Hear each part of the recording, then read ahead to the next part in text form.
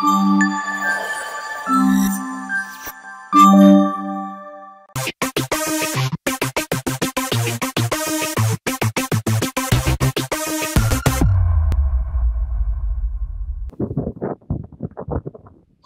Incident మీద ఎందుకు react అవ్వట్లేదని చాలా మంది ఇన్స్టాగ్రామ్లో నేను లైవ్ చేయడానికి వచ్చినప్పుడు నన్ను అడిగారు. ఏం ఏం రియాక్ట్ అవ్వమంటారు? ఒక నిర్భయ, ఒక దిశ, ఇప్పుడు అభయ అని పేరు పెట్టారు, రేపు ఇంకొకటి. అంటే ఈ మధ్యకాలంలో ఇంకేది జరగలేదా? సివియారిటీ, బ్రూటాలిటీని బట్టి మన రియాక్షన్ ఉంటుందా? చిన్నదైనా పెద్దదైనా ఒక అఘాయిత్యం అనేది అఘాయిత్యమే కదా. Do you know 90 rapes in a day జరుగుతుంది. అంటే సగటున 90 మంది ఆడపిల్లలు, పసిపిల్లల దగ్గర నుంచి పెద్దవాళ్ళ వరకు అందరూ 90 మంది దాకా సఫర్ అవుతున్నారు ఈ అఘాయిత్యాలకి. ఏం రియాక్ట్ అవ్వాలి? సొసైటీ ఏం రియాక్ట్ అవుతుంది? బ్రూటల్ లాస్ ఎక్కడొస్తున్నాయి? ఇది జరిగినప్పుడు ఎవరైతే నిర్భయ కేసు ఉందో అక్కడ వాళ్ళు పెట్టి మాట్లాడుతూ ఉంటే ఆ కేసుకి సంబంధించి ఆ కల్ప్రిట్స్ ఎవరైతే ఉన్నారో వాళ్ళ మైండ్ సెట్ ఎంత పైశాచికంగా ఉంది అనేది వాళ్ళ మాటలో ఒక్కసారి వింటే నాకైతే ఒళ్ళు గగురు పుడిచింది. కించితైనా చేసినందుకు బాధ లేదు. మేము అఘాయిత్యానికి పాల్పడినప్పుడు నోరు మూసుకొని కోఆపరేట్ చేయాలి, అప్పుడు ఏ హామ్ చేయకుండా వదిలేస్తాం, లేకపోతే ఇట్లాగే జరుగుతుంది అన్నట్టు మాట్లాడుతున్నారు. ఇట్లాంటి కల్ప్రిట్స్ ని, ఇట్లాంటి రాక్షసులు కూడా చాలా ఉత్తములండి. వీళ్ళని ఇంకేమనాలో కూడా నాకు తెలియదు. ఇట్లాంటి దౌర్భాగ్యులని, ఇట్లాంటి అదే తెలుగు భాషలో తిట్లు కరువవుతున్నాయి అనమాట. ఇట్లాంటి వాళ్ళని కూర్చోపెట్టి మనం జైళ్లలో మేపుతున్నాం 7 ఏళ్ళు. ఆ తర్వాత ఎప్పుడో మనకి టైం కుదిరినప్పుడు ఉరి తీస్తున్నాం. నేరస్తులకి ఏమైపోయిందంటే నేను ఏ తప్పు చేసినా గెట్ ఆన్ అవ్వగలుగుతా అర్థమైపోయింది. అందుకే ఇట్లా ఆడవాళ్ళ మీద అఘాయిత్యాలు మాత్రమే కాదు, సరికొత్త రకంగా స్కాములు, ఎన్నెన్నో మోసాలు, హతమార్చడాలు, విపరీతంగా గాయపరచడాలు, ఫ్యామిలీస్ని అసలు నిజంగానే ఏదైనా ఆస్తి గొడవల్లోనూ ఇంకేదైనా గొడవల్లో హతమార్చడాలు, ఇవన్నీ కూడా విపరీతంగా పెరిగిపోతుంది. ప్రతి ఒక్కరిలో నేర ప్రవృత్తి పెరిగిపోతుంది. ట్రాఫిక్ వాడు ఉల్లంఘిస్తాడు, వాడు వెళ్ళిపోతాడు, అదే మనం ప్రశ్నిస్తే మనల్ని వచ్చి ఇష్టం వచ్చినట్టు నానా బూతు మాటలు ఆడతాడు వాడు. అట్లా ప్రతి ఒక్కరిలో ఒకలాంటి సేడిజం పెరిగిపోయింది. మనందరిలో కూడా పెరిగిపోయింది. పక్కనవాడు బాధపడితే మనం చూసి ఆనందిస్తాం, పక్కనవాడు ఏడుస్తే మనకి ఎంతో ఆనందంగా ఉంటుంది. ఎవరి మీద కుదరకపోతే చిన్నపిల్లల మీద మన పైశాచికత్వాన్ని మనం చూపిస్తాం. అటు పెద్దవాళ్ళ మీద, చేతగాని వాళ్ళ మీద. అంటే ఆడవాళ్ళంటే చేతగాని వాళ్ళు, అంటే ఫిజికలీ మనం కొంచెం స్టామినా పరంగా వీక్ ఉంటాం కదా, ఆడవాళ్ళంటే చేతగాని వాళ్ళు అర్థమైపోయింది. మనము అలాగే నమ్ముతున్నాం. సరే, ఇప్పుడు జరిగిన ఇన్సిడెంట్స్ లో పాపం ఆ అమ్మాయిలు నిజంగా ఏం చెప్పాలో కూడా అర్థం కావట్లేదు. ఎక్కువగా డాక్టర్స్ మీద మనం వింటున్నాము, ఎక్కువగా మెడికల్ కాలేజెస్ లో సీనియర్స్ హరాస్మెంట్స్ వింటున్నాము, ఆఫీసర్స్ లో వింటున్నాము. 6 నెలల పిల్లల్ని, 9 నెలల పిల్లల్ని, 10 నెలల పిల్లల్ని స్కూల్స్ లో అయితే విపరీతంగా ఈ మధ్యకాలంలో ఇట్లాంటి కేసెస్ వస్తున్నాయి. తల్లి ఒడి తర్వాత మనం నమ్మేది బడి. ఆ బడిలోనే ఎటువంటి సేఫ్టీ లేదంటే ఇంకెక్కడ పంపించాలి మన పిల్లలు? కేవలం ఆడపిల్లలు మాత్రమే కాదు, మగ పిల్లల మీద కూడా ఇట్లాంటి అఘాయిత్యాలు అవుతున్నాయి. వాళ్ళు ప్రాణాలు కోల్పోతున్నారు. చిన్న మంది పిల్లలు బయటికి రావట్లేదు అంతే. తెలుసా మీకు ఇది?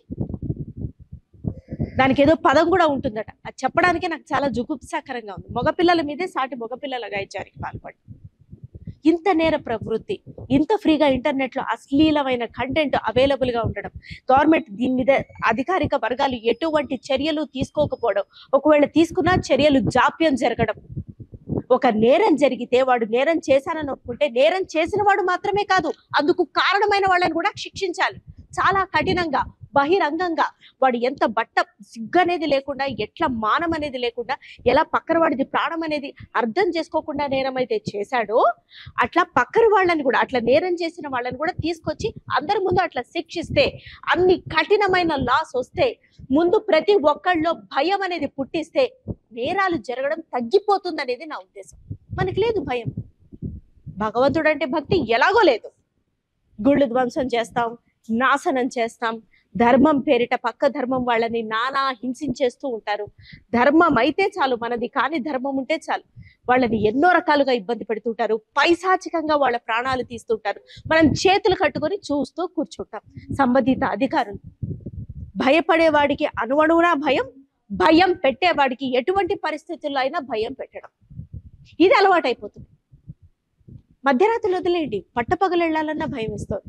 ఎక్కడైనా అత్యవసర పరిస్థితుల్లో భర్త అనే తోడు లేకుండా, లేకపోతే ఇంకెవరైనా పెద్దవాళ్ళు లేకుండా ఒంటరిగా ఒక ఆడపిల్ల వెళ్ళాలంటే భయం వేస్తుంది.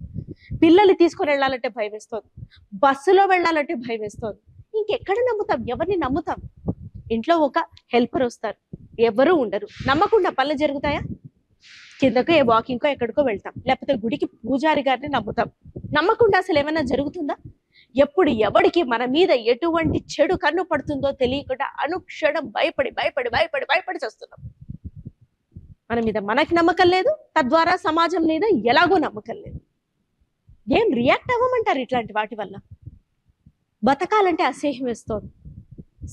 స్త్రీ శక్తి స్వరూపిణి అంటున్నాం, కాళికామాత రూపం అంటున్నాం. ఆ కాళికామాత ఎప్పుడు దిగి రావాలి? కల్కి అవతారం ఎప్పుడు రావాలి? ఈ నాశనానికి శుభం కాడు ఎప్పుడు ఉండాలి? కాస్త స్వేచ్ఛగా, కాస్త భయం లేకుండా, కాస్త ధైర్యంగా మనం ఎప్పుడు బయటికి వెళ్ళాలి? ఎవరిని నమ్మడానికి లేదు. కన్న తండ్రి దగ్గర ఆడపిల్లల్ని వదిలిపెట్టడానికి లేదు, గురువు దగ్గర ఎలాగో లేదు, ట్యూషన్ కానీ లేకపోతే స్కూల్ కానీ ఎక్కడ వదిలిపెట్టడానికి లేదు, కోచ్ దగ్గర వదిలిపెట్టడానికి లేదు, అన్న, మేనమామ, బాబాయ్, తాతయ్య ఎవ్వరి దగ్గర నమ్మడానికి లేదు. అఘాయిత్యాలకి పాల్పడే వాళ్ళంతా దురదృష్టవశాత్తు, మన దౌర్భాగ్యవశాత్తు చాలా సందర్భాల్లో సొంత వాళ్లే నమ్మదగిన వాళ్ళే. ఈ రోజు దేశాన్ని కాదు ప్రపంచాన్ని కుదిపేసినటువంటి ఆ ఇన్సిడెంట్ మెయిన్ కల్ప్రిట్ ఎవరు విషయాలు బయటపడుతున్నాయో, ఎవరిని మెల్లమెల్లగా బయటకు లాగుతున్నారో మీకు తెలుసు, నాకు తెలుసు. అధ్యాపక గురువు బాధ్యతలో ఉండి వీళ్ళు చేసేవి ఇవా? ఇన్ని స్కాముల?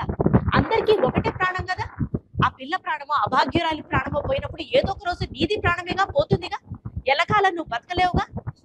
నువ్వు ఎలా బతికావో కాదు, నువ్వు ఎలా చచ్చావో అనేది నీ బతుకు చెప్తుంది. ప్రశాంతంగా పోతే అంత ప్రశాంతంగా 10 మందిని ఉంచావు, నువ్వు ఉన్నావు అని చెప్పి నీ బతుకు చెప్తుంది. చనిపోయేటప్పుడు నరక యాతన అనుభవించి చనిపోతే, ఓహో ఇంత ఇబ్బంది పెట్టారమ్మా, ఇంత ఇబ్బంది పెట్టారేమో అని నీ బతుకు చెప్తుంది. మీరు అనొచ్చు, ఇలా అభాగ్యులందరూ ఇట్లా అనుభవించి ఆడపిల్లలు ఎవరైతే ఈ ఇన్సిడెంట్స్ ని ఫేస్ చేస్తారో వాళ్ళందరూ నరకయాతన అనుభవించి చనిపోతున్నారు కదా, మరి వాళ్ళు కూడా తప్పు చేసినట్టేనా? ఈ ప్రశ్నకి ప్రారంభ కర్మ అంటారు, ఇంకేదో అంటారు. దానికి నాకు కూడా విజ్ఞతకి అందట్లేదు. కానీ నిజంగానే ఏ ఆడపిల్లకి ఇంత శిక్ష అవసరం?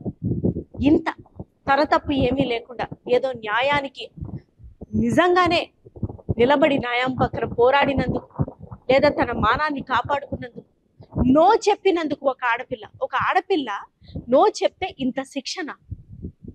నా మీద నువ్వు చెయ్యి వేయద్దు, అది నా ఇష్టం మాత్రమే అని చెప్తే ఇంత శిక్షణ? మ్యారిటల్ రేప్స్ జరుగుతున్నాయి, డొమెస్టిక్ రేప్స్ జరుగుతున్నాయి. వై? ఒక ఉమెన్ ఎస్ చెప్తేనే దగ్గరికి రావాలని నీకెందుకు అనిపించదు? నో చెప్తే దాని ప్రాణంలో దానికి వదిలే, దానికి 190 అనుభవించి చస్తూ ఉంటది. అది చేతనైతే సమాధానపరచు, లేదా వదిలేసేయి, దాని మానానది సెట్ అవుతుంది. అది కాదని శారీరకంగా మీరు ఏదో మీ హోదాల్లో, భర్తలనే హోదాల్లో చేస్తున్నా అనుకోవద్దు. మానసికంగా కృంగిపోతూ ఉంటది ఆడది. చావలేక, బతకలేక నిస్సహాయురాలని చిన్నప్పటి నుంచి సమాజం, పెద్దలు అందరూ చెప్పి పెంచడం, దానికి తోడు వివాహం అయిన తర్వాత ఇట్లాంటి ఇన్సిడెంట్స్ వల్ల చావలేక, బతకలేక బతుకుతూ ఉంటారు. ఏ పిల్లల కోసమో, ఇంకొకరి కోసమో. ఒక అఘాయిత్యం జరిగినప్పుడు ఇమ్మీడియట్ గా వెంటనే నుంచోబెట్టి అంతమంది ముందు అంత కఠినంగా నిందితులకి శిక్ష వేస్తే 1, 2, 3 చేసి చూడండి, 4వది ఖచ్చితంగా దొరుకుతుంది జరగడం. మనం కూలంగా చర్చిస్తాం, న్యాయాలు పరిశీలిస్తాం, అది చూస్తాం, ఇది చూస్తాం. నేను మళ్ళీ అదే చెప్తున్నా, నేరస్తుడు మాత్రమే కాదు, నేరానికి సహకరించిన వాడు కూడా నేరస్తుడు కన్నా పెద్ద నేరస్తుడు. ఎందుకంటే వీడి సహకారం లేకపోతే అసలు వాడు తప్పు చేయడానికి కొంచెం జగ్గుతాడేమో, కాస్త ఆలోచిస్తాడేమో. వీళ్ళందరికీ ఈక్వల్ గా శిక్ష పడాలి, చాలా కఠినంగా శిక్ష పడాలి, చాలా త్వరగా శిక్ష పడాలి. అరెస్ట్ చేసి 7 ఏళ్ళు కూర్చోబెట్టి మేపి ఆ తర్వాత ఎప్పుడో ఊర్లు తీసి ఏంటి ఎన్నేళ్ళిలా? ఏం మారుతున్నాం మనం? రోజు కొట్టుకుంటున్నాం సోషల్ మీడియాల సాక్షిగా, మళ్ళా పోతున్నాం, మన పనులు మనం చేసుకుంటున్నాం. అతి జాగ్రత్తగా ఉండాల్సిన పరిస్థితి వచ్చింది. కెరియర్ లో ఎంతో ముందుకెళ్లే స్కోప్ ఉన్న ఇట్లాంటి అఘాయిత్యాలకి, ఇట్లాంటి దౌర్భాగ్యపు పరిస్థితికి భయపడి ఆడపిల్లలు ఎక్కడికి వెళ్లకుండా చాలా అతి జాగ్రత్తగా బతకాల్సిన దుస్థితి వచ్చింది. ఆడపిల్లలు మీకు కూడా చేతులెత్తి నమస్కరిస్తున్నానమ్మా, ఎవరిని నమ్మకండి. ఎప్పుడు అనుమానిస్తూనే ఉండండి పక్కన వాడిని. అది ఎవడైనా సరే ఎవరిని నమ్మకండి. మీ తోటి ఆడ స్నేహితురాల్ని నమ్మకండి. అది ఎవరి దగ్గర తీసుకెళ్లి మతం పేరిట లేకపోతే ఇంకొక దౌర్భాగ్యం పేరిట మిమ్మల్ని ఏ రకంగా ఇబ్బంది పెట్టడానికి అది వెనకాల పాచికలు వేస్తుందో మీకు తెలియదు. ఆడ స్నేహితురాల్ని నమ్మకండి, మగ స్నేహితుల్ని నమ్మకండి, ప్రేమించిన వాడిని నమ్మకండి, భర్తని నమ్మకండి, చుట్టాలని నమ్మకండి, అన్నయ్యని నమ్మకండి, చివరికి తండ్రిని కూడా నమ్మకండి. అంటే ఎప్పుడు అనుమానం పెంచుకొని బతకమని నేను చెప్పట్లేదు. జాగ్రత్తగా ఉండాలి, ఎరుకగా ఉండాలి. మనం ముందు నడుస్తూ ఉంటాం, వెనకాల స్ట్రే డాగ్ అంటే ఊర కుక్క మనల్ని కరవడానికి ఎగబడి వస్తూ ఉందనుకో, మనం కదలికలు విని గమనిస్తాం కదా. వెంటనే రాయో ఏదో పుచ్చుకొని లేదా దాన్ని గదమాయించో బెదిరించో మన ఆత్మరక్షణ కోసం మనం ఎక్కడికైనా వెళ్ళో ఏదో ఒకటి చేస్తాం కదా. అట్లా ఎప్పుడు చుట్టుపక్కల పరిసరాల్ని పరిశీలిస్తూనే ఉండండి. ఇంట్లో ఉన్నా నిద్ర పోతున్నా కంటి నిండా నిద్ర పోకండమ్మా. ఎప్పుడు ఎవడు ఏ దౌర్భాగ్యుడు వచ్చి మీ మీద ఏ అఘాయిత్యం చేస్తాడో తెలియదు. 12-13 ఏళ్ల ఆడపిల్లలు లోపు ఉన్న తల్లులైతే మరీ మరీ మరీ మరీ మీకు చేతులెత్తి నమస్కరిస్తున్నాను. జాగ్రత్తగా ఉంచండి. అటు చూస్తూ ఉండండి, ఇటు చూస్తూ ఉండండి. నా గుంట్లో నలతగా ఉంది, మా పిల్లల్ని చూస్తూ ఉండండి, నాకు ఈరోజు విసుగు వస్తుంది, ఎక్కడైనా పెట్టేసి వాళ్ళని పొద్దున పోయి రాత్రి నేను వస్తా అనకండమ్మా. వాళ్ళని కన్న తర్వాత వాళ్ళ యోగక్షేమాలు, మానసిక శారీరక క్షేమం చూసే బాధ్యత తల్లులుగా మనది మాత్రమే. ఎందుకంటే ఆ క్షోభ ఏదైనా జరిగినప్పుడు పడే మనసు క్షోభ, చనిపోతే ఒక శోభ, బతికుంటే ఆ శరీరం మనసు పడే క్షోభ అది వర్ణనాతీతం, జీవితాంతం ఉంటుంది. అందుకే దయచేసి మీ ఆడపిల్లల్ని 100 కాదు 1000 కళ్ళ నిఘా వేసుకొని కాపాడుకుంటూ ఉండండి. 24 గంటలు కాపాడుకుంటూ ఉండండి. అప్పుడే కొంచెమైనా ఇట్లాంటి అఘాయిత్యాలు జరగడం తగ్గుతాయి. స్కూళ్ళు వేసినా కూడా చూస్తూ ఉండండి, చుట్టుపక్కల మీ ఆడపిల్లలకి చెప్తూనే ఉండండి. గుడ్ టచ్, బ్యాడ్ టచ్ ఎవరిని ముట్టుకోనివ్వద్దు. ప్రతిరోజు అడుగుతూనే ఉండండి, అతి జాగ్రత్తగా ఉండండి. పులిలా మీ ఆడపిల్లలకి మీరు నిలబడి వాళ్ళని పెంచుకోండి. మిమ్మల్ని కూడా మీరు చూసుకోండి. బోరు కొట్టిందనో, భర్త నచ్చలేదనో, బాధను అనుభవిస్తున్నానో వేరే స్నేహాలు వెతుక్కోకండి. ఏది ఎప్పుడు ఎట్లా మీ మీదకి యమపాసమై వస్తుందో మీకు తెలియదు. దయచేసి మనం సవ్యంగా ఉందాం. భ్రష్టు పట్టిపోతున్న ఈ సమాజాన్ని సవ్యంగా ఉంచేందుకు ప్రయత్నిద్దాం.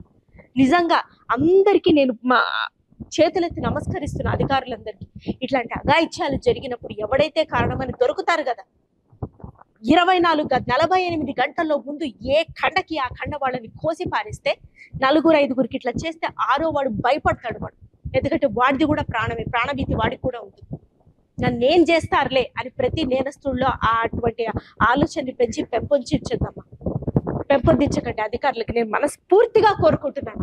తప్పు మాట్లాడాను అనుకున్నా సరే ఒక ఆవేదన చెందిన మనసుతో కోరుకుంటున్నాను.